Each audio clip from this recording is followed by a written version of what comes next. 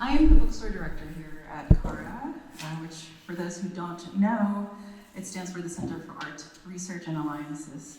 I'm joined tonight with some of my dear colleagues, Augustine, Sam, Marion, Rachel hiding in the back, and also in the bookstore, Leslie, who are each making this program possible. We're sitting, standing in what's usually an exhibition space, which we do 3 exhibitions a year. And I wanted to mention that the exhibition to come, that's opening February 28th, is going to present the personal art collection of the writer, poet, philosopher, and literary critic Édouard Glissant. This particular series, it's a series of bookstore programs, which tonight's the first event, is a kind of prelude to the February 28th exhibition as we deepen our collective study of all things in the Glissant cinematic universe. He actually does make a loose Star Wars reference in this particular chapter of that where, as he writes about the poetic force. Anyway, tonight we turn our attention to Kamau Brathwaite's Sycorax video style, which is an exploration of topography, sound, and rhythm that transforms the page into a relational field. Kamau Brathwaite was an intellectual interlocutor of Glissant, engaging deeply with ideas of creolization, relational poetics, and the political and aesthetic possibilities of language. Bryce Wilner will present first, examining the monumental book Conversations with Nathaniel Mackey as a site where Brathwaite's style becomes a practice of thinking across rupture, across sound and text in diasporic time. Gerardo Ismael Madera will then read from an essay published by Bryce's Screen Door, shaped by Brathwaite's theory of dialectics, which traces how waves, feedback, catastrophe operates as metaphor, but also as structure. That essay features a font called Submarine, redrawn by Gerardo in collaboration with Nat Piper, who's seated in the room. And it's based on an unidentified typeface that appears throughout Brathwaite's Sycorax video style. I also want to mention that CARA is also a fellowship program and publisher, a space for research in the different ways that can take shape, and where we can consider knowledges expansively. Tonight, I imagine that comes in the shapes of topographies that are themselves forms of historical listening, of scripts that trace tidal rhythms of diasporic speech and memory, in the shapes of the ways of understanding how poetics of the Black Atlantic exceed the constraints of standardized language. I'm also looking forward to thinking about how books/print can be a vessel for currents of thought that flow through sound and breath, into thinking about language that doesn't narrate but inhabits history. The bookstore, right below our feet, functions as CARA's citational space. So we did our best to also make a kind of bibliography for tonight's program available for sale in the bookstore, including Conversations with Nathaniel Mackey, delivered yesterday by Brathwaite collaborator and the publisher of the book, the poet, publisher, Wheat Press, and musician Christopher Funkhauser, who couldn't be here tonight because he's doing his own radio program inspired by Brathwaite. There are also iPads in the next room in a small gallery just down the hall, where you can also listen to several recorded audio of Brathwaite's readings and lectures gathered by Penn Sound. And finally, we have just some house things. Some drinks are downstairs for those who didn't already grab one. You're welcome to bring it up here. There are restrooms in the cellar level, which you can also access via elevator as well as the stairs.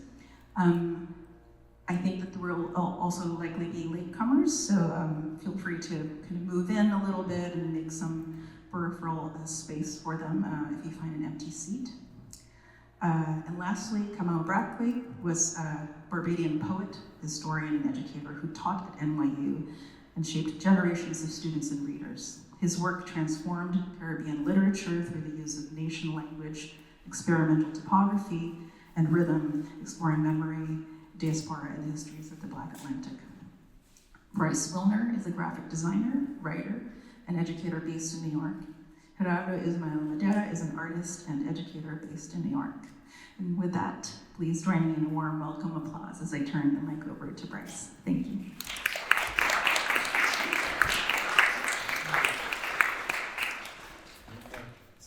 We're gonna lower it.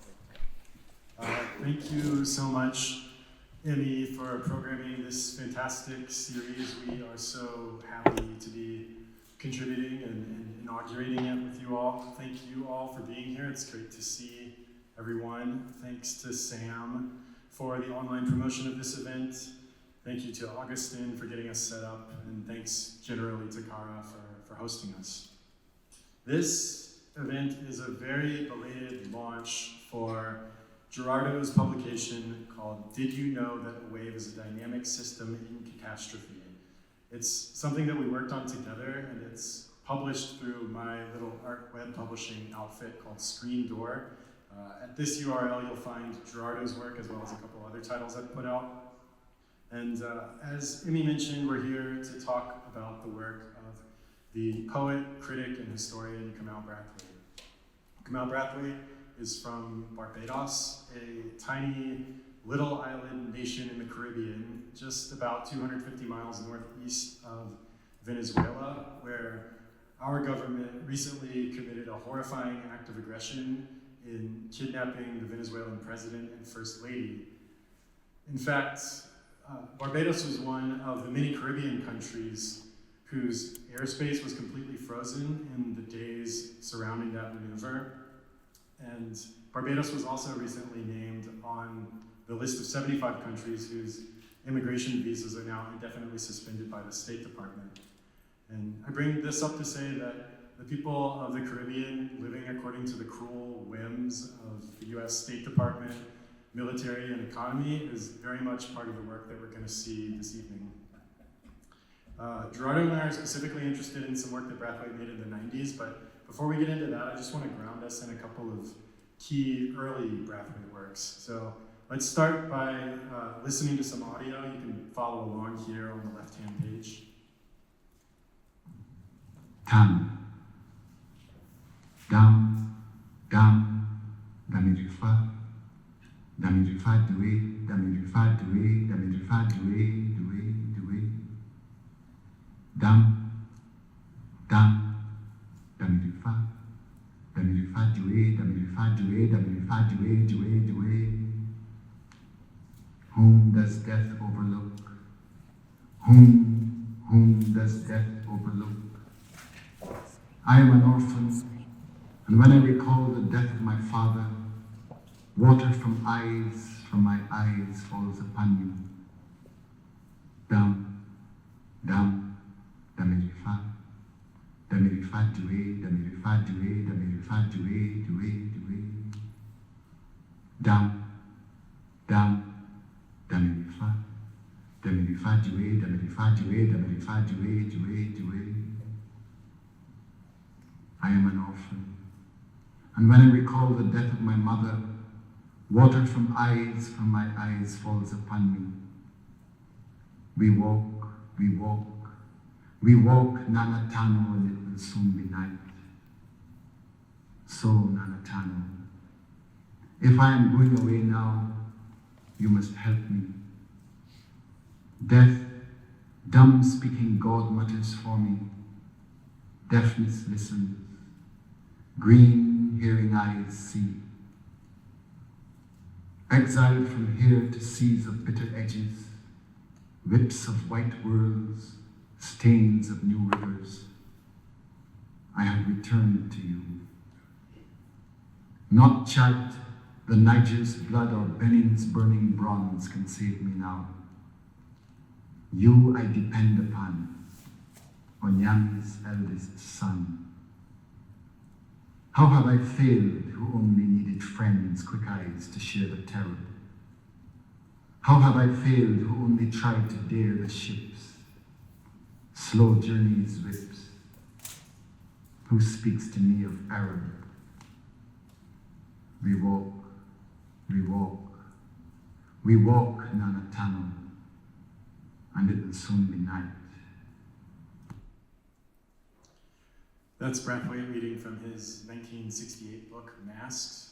Short, stabby lines, 2-line stanzas. I hear Brathwaite incorporating the syncopated rhythms of calypso as well as West African funerary language into his writing. Masks was published alongside these two books, Rites of Passage and Islands, as a trilogy, and he wrote these shortly after returning from a teaching stint in Ghana, where he saw the newly independent nation developing under the presidency of Kwame Nkrumah. These 3 volumes nowadays, if you search for them, they're commonly collected under one volume called The Arrivants. And this is one more key early-ish Brathwaite work. It's a late 1970s lecture that eventually became a book called History of the Voice. And this book is a kind of manifesto that Brathwaite wrote in favor of Barbadian Creole English, which he insists is not a mere dialect, but is instead what he calls a nation language. And he goes on to describe how he sees nation language as the foundation for Barbadian literature, music, culture more broadly. It's not something that the children of the island should be educated out of, as is the case in what was then a very Anglo-centric education system. I'm just going to read a couple of quick excerpts from it. We have what we call Creole English, which is a mixture of English and an adaptation that English took in the new environment of the Caribbean when it became mixed with the other imported languages. We have also what is called nation language, which is the kind of English spoken by the people who were brought to the Caribbean. Not the official English now, but the languages of slaves and laborers, the servants who were brought in by the conquistadors. A bit later, he continues, the educational system of the Caribbean did not recognize the presence of these various languages. What our educational system did was to recognize and maintain the language of the conquistador, the language of the planter, the language of the official, the language of the Anglican preacher. It insisted that not only would English be spoken in the Anglophone Caribbean, but that the educational system would carry the contours of an English heritage. And in the late 1980s, Brathwaite endures 3 deeply personal and traumatic events. In 1986, he loses his wife, Doris Brathwaite, to cancer. In 1988, Hurricane Gilbert triggers a mudslide that destroys much of his personal library and archive at his home in Jamaica. And then in 1990, 3 men break into his Kingston flat and bind, gag, and then rob him. And one of the intruders puts a gun to Brathwaite's head and pulls the trigger, but the weapon was either malfunctioning or not loaded. So Brathwaite hears the click of the trigger, but nothing is fired, and he later describes this as a kind of murder by ghost bullet. Following these 3 events, there's a very clear visual change in his work, which he calls Sycorax video style. Let's focus on those last 2 words, video style, for a little bit. This is a 1994 book by Brathwaite called Dream Stories. It's a collection of kind of surrealist prose poem stories, and in it we see the Sycorax video style on full display. It's marked by huge abrupt changes in alignments, typeface, type size, line height, letter spacing, among other things. And his work begins to look this way in the late 80s and early 90s because around this time, Brathwaite gets access to an Apple Macintosh SE computer. And he immediately recognizes the potential in these machines while also admitting that him writing with a computer feels like he's joined the mercantilists. And I think that he calls this a video style because of the motion he was observing on his screen as he was composing his book pages. You can almost feel the excitement as you turn from page to page in ways that he must have been enlarging type, changing column widths, tracking words in and out, zooming in, scrolling his document, things that had a kind of interactive immediacy that just were not previously possible before Brathwaite encountered an Apple computer. The Sycorax video style is, especially in this book, it employs a number of typefaces that are immediately recognizable as belonging to the suite of system fonts that came preloaded on many Apple computers from around this time. For example, at bottom right here, we can see the word Rush typeset in the intentionally misaligned typeface San Francisco, designed by Susan Kare in the 1980s. But there are other typefaces that he's using for which Gerardo and I can't account. We're not sure where they come from. For instance, this big, chunky, pixelated script typeface that takes up most of these pages, we're not sure of its provenance. There's a number of pixel drawings throughout the books. Many of them are ones that Brathwaite made himself. This crab that you see here is part of, it's a glyph from now sort of famous Apple system font that's known for its dingbats. It's called Cairo, and it was also designed by Susan Kare in the 1980s. I'll pause here to point out this typeface. This is the one that Emmy mentioned in the introduction, which Gerardo and I are also not sure where it comes from. We haven't been able to track down a designer or a time of making. And this is the one that Gerardo, with the help of our friend Nat Piper, who's in the audience, translated into a digitized version of the font using contemporary font editing software. And it's the basis for the publication we'll see in a moment. This would have required a huge change in production workflow for Brathwaite. He's no longer typewriting a manuscript that he hands off to a typesetter that then gets handed off to an offset printer, as would have happened with the book Masks that we saw earlier, a fairly traditionally typeset volume. I believe Brathwaite would have had to print out a lot of these book pages on his own, and he would have done so using an Apple Style Writer printer, the dot matrix printer that came with a lot of Apple machines at the time, which would have given it that highly pixelated, chunky, kind of bitmapped look. He would have then taken this big stack of printouts to his publisher, who would have had to treat it more like images. They would have used it, they would have photographed each one and treated them more like images in the layout, rather than a traditionally typeset text, which I think gives Brathwaite a little bit more editorial autonomy, simply because of the convoluted means by which he has to deliver his writing to the publisher. As you can imagine, this led to a number of struggles with Brathwaite's publishers. Let's listen to him describe that experience. There's a problem. By the time I came to Dream Story, as a result of what I'm going to tell you, I have developed another technique within my writing, which I call the Sycorax video style, in which I try to visualize hearing. In other words, instead of simply an auditory experience of the poem and word, I try to put on the page what the song looks like. And I'm using the computer, I make all sorts of things happen on the page, things like this, as you can see. Right? Now, to do this, you really require a mural. You require a larger space than the publishers of the 20th century apparently are prepared to provide. This is the format of the 20th century utility. 4 by whatever it is, 4 by 3 by 4 or whatever. Where the video style requires 3 by 50. You require space. It's a mural. It is a mural of the imagination. And the publishers refuse, they said, a larger book would not fit kindly on the shelf, or would not fit appropriately on the shelf. It would not be part of their format. And so I had to spend the whole summer collapsing these dream stories into this rather crowded page like that. This rant continues for some time. It's a delightful piece of audio, and maybe you're already getting a sense of what an excellent speaker and reader Brathwaite was.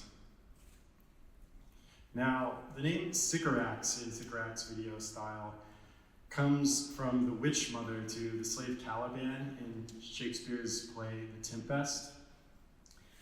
Written in the early 17th century, The Tempest tells the story of an Italian sorcerer whose position in society is usurped. He's exiled to an unspecified island where he manipulates all of the people around him, including a slave named Caliban, to help him retake his position in Milan. And the character Sycorax is long dead in the play, but her name casts a really impressive shadow when she's brought up in dialogue. This is my copy of The Tempest. I'm going to read, starting at bottom left, the moment when Prospero and Ariel talk about the witch Sycorax. Bottom left. Prospero, thou liest, malignant thing. Hast thou forgot the foul witch Sycorax, who with age and envy was grown into a hoop? Hast thou forgot her? Ariel, no, sir. Prospero, thou hast. Where was she born? Speak, tell me. Ariel, in Argier, or contemporary Algiers in Algeria. It's at this point in the play that we learn that Caliban is a slave of African descent. This is a 1901 edition of The Tempest, illustrated by the British artist Robert Henning Bell. On the right-hand page, we see Sycorax drawn as a kind of archetypal witch. She has wrinkled skin, a hooked nose, she wears a cloak, she holds a gnarled staff, and she consorts with the bats and snakes of the island. In the same book, we also get some drawings of Caliban, who, as you can see, is drawn as this kind of monster. He's like part ape or perhaps part dog. And I think we could call this a racist depiction of Caliban, especially because in the text of the play, there's actually not much to go on at all in terms of his physical appearance, other than that he looks strange to other people on the island. And underneath the right-hand illustration, we see Caliban's line, a famous line of linguistic revolt against Prospero. Caliban says, "You taught me language, and my profit on it is, I know how to curse. The Red Plague rid you for learning me your language." This is another rendering of Caliban, this one by the German satirist and book illustrator Johann Heinrich Ramberg from the 1830s. This is the scene where Caliban dances with the characters Stefano and Trinculo. And again, you can see Caliban drawn as a monster. He's like a hybrid of cat, fish, bat, human, maybe some other things in there. Derek Jarman has a 1979 film adaptation of The Tempest, where he chose to have Caliban and Sycorax both played by white actors. We do get some scenes of them together in this film, but Caliban is this kind of ridiculous adult baby. You can see him here fully grown, but he's cuddling his mother, suckling at her breast while she smokes hookah. Because of the history of some of these depictions of the characters, a number of 20th century Caribbean writers have offered attempts to reread the characters Caliban and Sycorax. Here's one example from another great Barbadian writer, George Lamon. In his novel Water with Berries, he tells the story of a British Caribbean artist who becomes a revolutionary, returns to his island home where violence follows him. And the title here, Water with Berries, is actually taken straight out of the text of the play. That's what Caliban recalls his mother used to feed him as a child, water with berries. The Martinican poet and politician Aimé Césaire also has his own version of the play called A Tempest from 1969. And Césaire's Caliban is much more a radical militant. We get his sober visage on the cover. He's like the protagonist of the play. Let's read some lines of Caliban recalling his mother Sycorax, and starting at the top left here. "Dead or alive, she was my mother, and I won't deny her. Anyhow, you only think she's dead because you think the earth itself is dead. It's so much simpler that way. Dead, you can walk on it, pollute it, you can tread upon it with the steps of a conqueror. I respect the earth because I know that Sycorax is alive." In Césaire's telling of the play, Sycorax is deeply connected to the natural world. She's another precious entity defiled by pollution and extraction. And this is the discourse that Brathwaite enters into knowingly when he names his writing method Sycorax video style. He describes it as like a spiritual connection that he has with his computer. He often refers to his computer as simply Sycorax, or describes his computer as if it's possessed by Sycorax or some figures from Caribbean religions like Obia or Voodoo. And in this way, his computer becomes his medium in two senses. It's material holding data and conduit to the dead.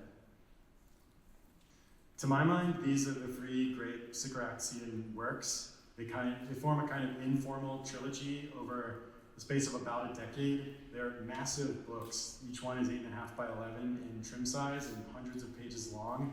And these three are Brathwaite attempting to situate himself and his contemporaries in Caribbean history. On the left, you can see the 1992 Barabajan poems based on a lecture that Brathwaite gave at the Central Bank in Barbados. This is him trying to chart a bibliography of Barbadian literature up to that point. In the middle, there's the book Conversations with Nathaniel Mackey. I'll say more about that one in a moment, from 1999. And on the right, you can see his anthology, Galakawati 2000, which is him representing a huge amount of his work from many different eras of his writings, but he's retypesetting a lot of the work in the Sycorax video style. Any one of these books is just this vast universe of typographic expression. For the rest of my time, I'm going to focus on this book, 1999's Conversations with Nathaniel Mackey. I will pause briefly just to say that there are 20 copies, I think, of this available in the bookstore downstairs. I have to impress upon you how unusual it is to find new copies of this book in a bookstore. It's been out of print since like the early 2000s, never been reprinted, usually only able to be found on eBay or at some rare bookseller. So, take note of that. This is a transcription of an event, a public conversation between the American poet Nathaniel Mackey and Kamau Brathwaite shortly after Brathwaite moved to New York to teach at NYU. And it's a transcription of their conversation, but at times Brathwaite has annotated the work so heavily that it's almost unrecognizable as a conversation between two people. Here's the title page. This just reminds us that the conversation itself took place in 1993, so a 6-year gap between the conversation and its publication. And you can also see that the event took place at Poets House, just a stone's throw from where we are right now. He opens the book with this interesting kind of like read-me document. I'm going to read it aloud. It says, mechanics of this document. It's, as you can see, typeset in this very heavily pixelated type. Letter spacing, counters in letter forms almost totally disappeared.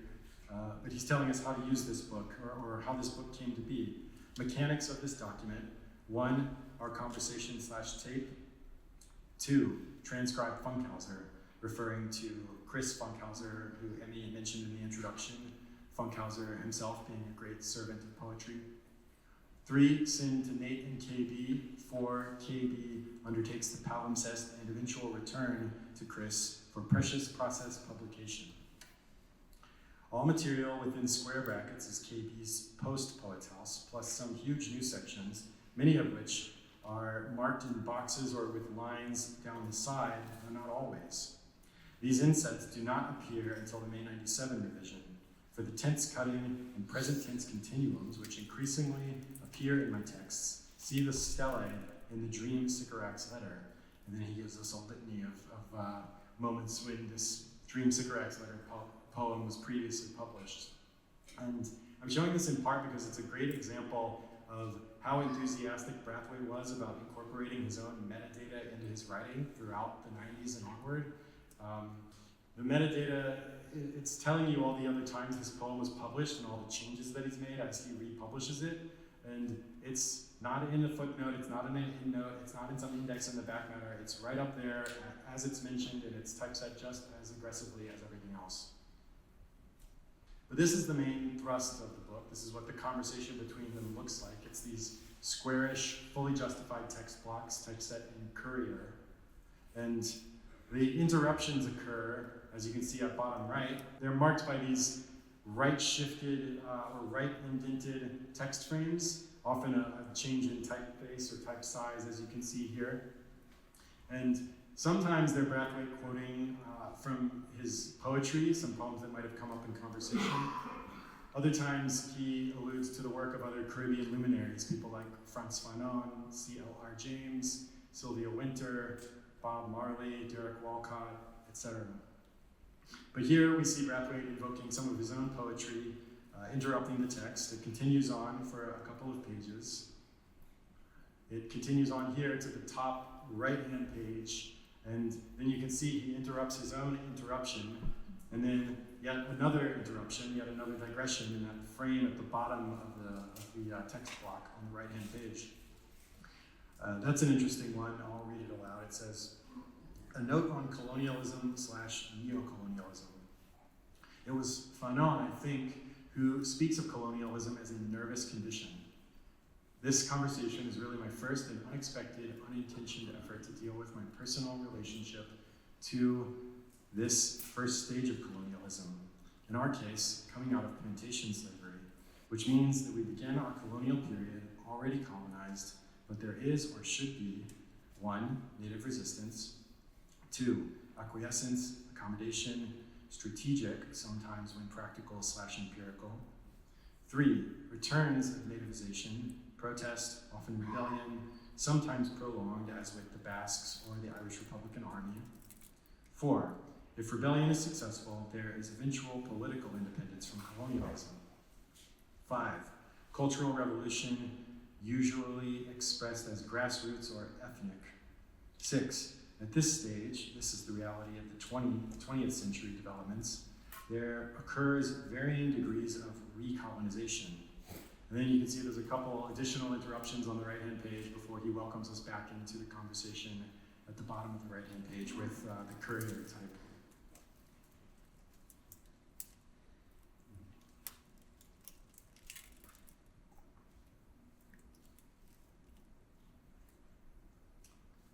I'll read one more quick excerpt.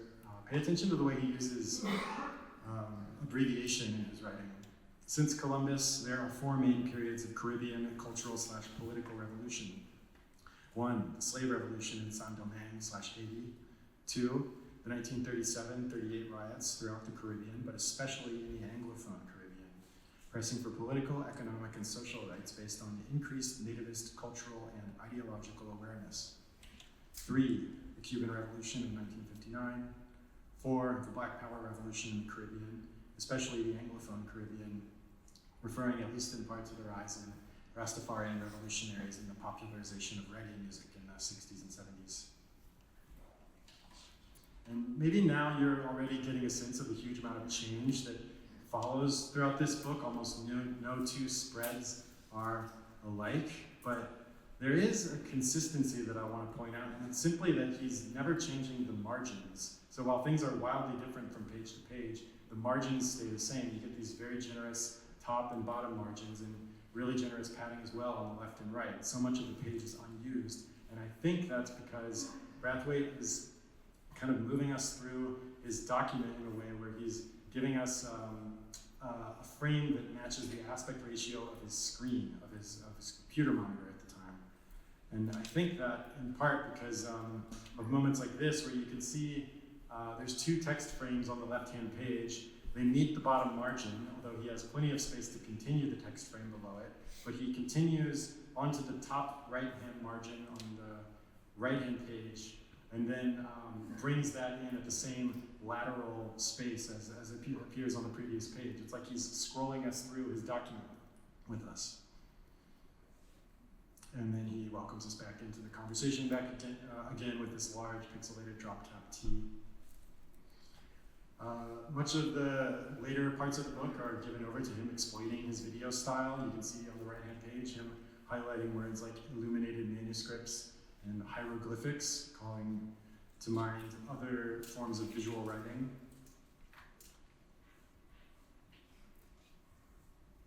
This is another moment where the frame on the right-hand page, there's plenty of space for it, but he begins it on the left-hand page and immediately cuts it off after 3 lines and then resumes its position on the right-hand page.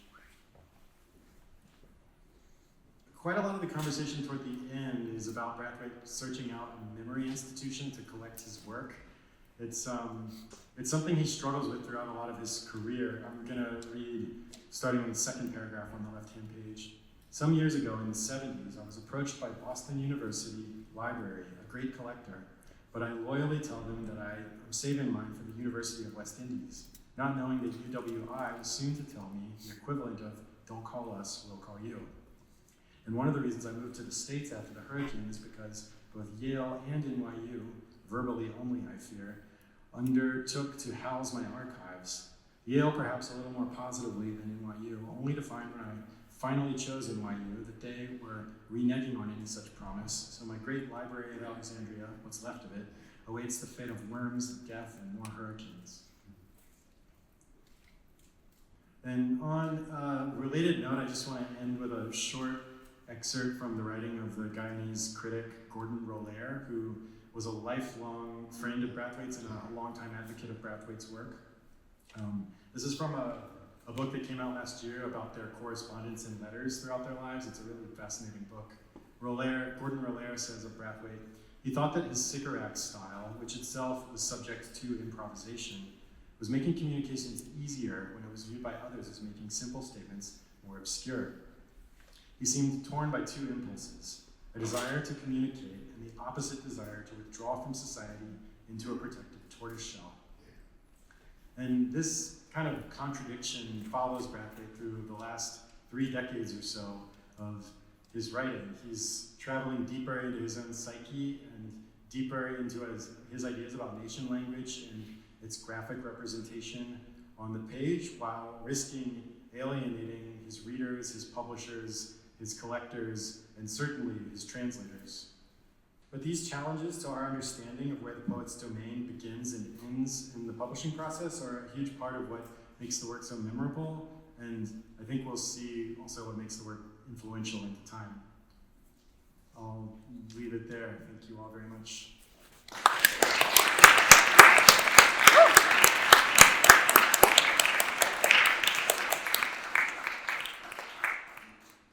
And I'll introduce